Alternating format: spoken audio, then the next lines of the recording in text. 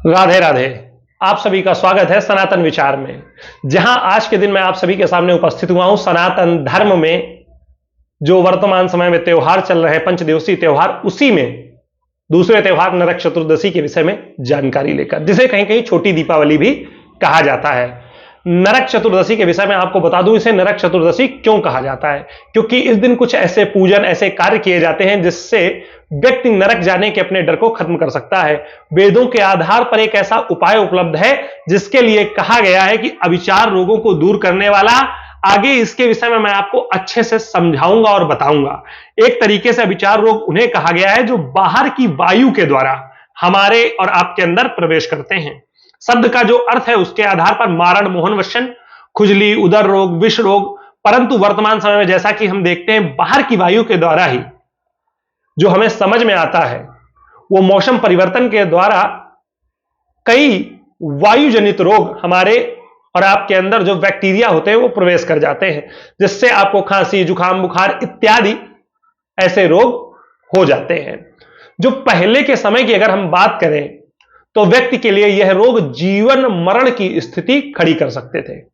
ब्रह्म पुराण की कुछ बातों को आधार बनाकर धर्म सिंधु में यह कहा गया है कि सूर्य उदय होने से पहले सुगंधित जल तेलादि से स्नान करना चाहिए।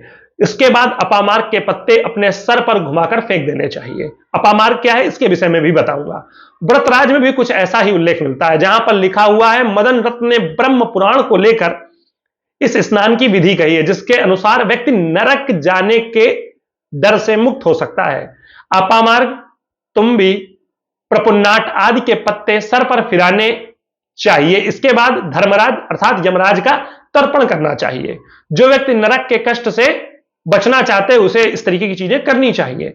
अथर्ववेद के चौथे खंड के 17वें, 18वें और 19वें सूक्त में अपामार्ग, सहदेवी आदि औषधियों का जिक्र है। 17वें सूक्त के 8वें मंत्र के आधार पर मैं आपको बताना चाहता हूं, जिसमें अपामार्ग के लिए लिखा गया है, हे अविचार रोगों को, दोषों को दूर करने वाले पुरुष, एकमात्र आप अपामार्ग ही हो। सब औषधियों को वश में करने वाले हम अपामार्ग की सहायता से तुम में उत्पन्न हुए अविचार रोगों को दूर करते हैं। इसके पश्चात तू रोग रहित होकर विचरण कर। जैसा कि हम जानते हैं मौसम परिवर्तन के बाद जैसे ही दीपावली आती है, इसके बाद मौसम स्थिर होने लगता है, अर्थात सर्दियां जो है वो स्थिर होने लगती हैं, स्थिर रूप में पहुंच जाती हैं। तो ये जो वायरल फीवर इत्यादि की समस्याएं कहीं ना कहीं दिन पर दिन कम होती जाती हैं। अपामार्ग के मैं आपको कुछ और भाषाओं में नाम भी बता दूं, जिससे लोकल लोग जो भी देख रहे हैं वो इसके बारे में जान सकें। संस्कृत में इसे अपामार्ग ही कहते हैं। जहां मैं रह रहा हूं कानपुर परिक्षेत्र, यहां इसे लटजीरा कहते हैं।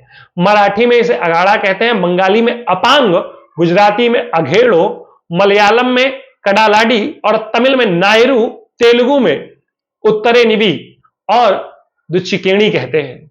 अंग्रेजी में रफ चैप ट्री कहते हैं। यह थी वेदों की बात, जहां मैंने आपको बताया कि अपामार्ग के लिए क्या लिखा गया है। अब बात कर लेते हैं वर्तमान समय की, हमें इसे किस आधार पर समझना चाहिए। जैसा कि हम सभी जानते हैं वर्तमान समय में जो कालखंड चल रहा है उसके आधार पर आप देखेंगे तो सामान्य घरों में भी वायरल फीवर जैसी समस्याएं लगातार बनी रहती हैं। इसी के कारण से ये औषधि युक्त उपाय बताए गए हैं। हम कर्म प्रधान समाज से हैं।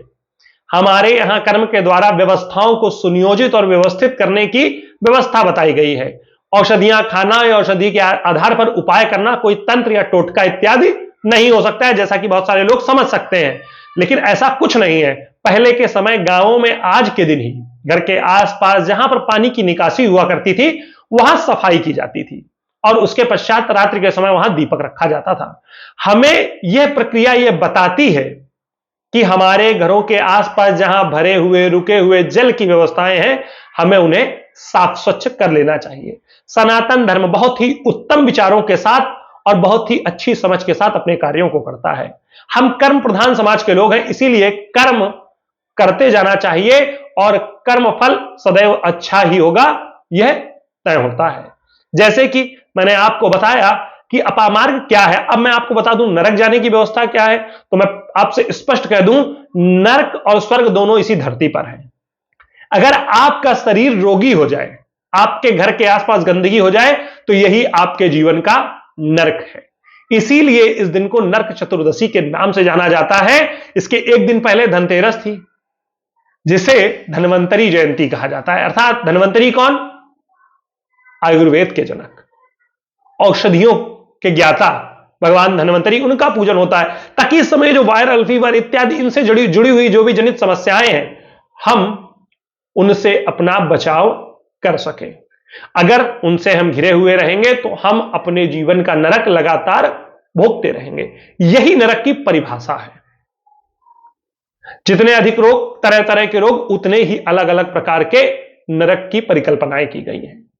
अब ये आप पर निर्भर करता है, आप सनातन की सूक्ष्म समझ और वास्तविक जानकारी के साथ आगे बढ़ते हैं या किसी परिकल्पना में पड़े पड़े अपने आप को कोसते रहते हैं। कल आप सभी के साथ पुनः मुलाकात होगी। आप सभी को इस छोटी दीपावली की बहुत बहुत शुभकामनाएं। जाइए अपने उपचार को जो है निर्धारित करिए, अपने आसपास सफाई करिए और कल दीपावली में अत्यंत हर्षोल्लास के साथ त्योहार मनाइए। पुनः मुलाकात होगी, तब तक के लिए राधे राधे।